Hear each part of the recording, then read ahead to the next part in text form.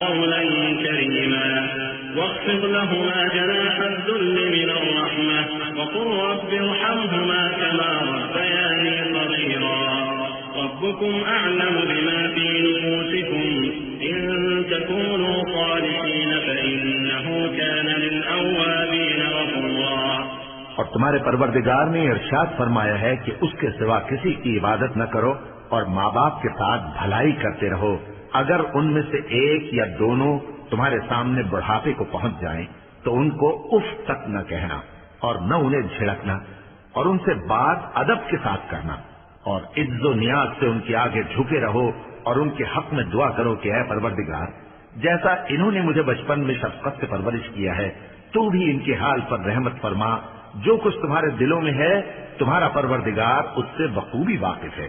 اگر تم نیک ہوگے تو وہ رجوع لانے والوں کو بخش دینے والا ہے۔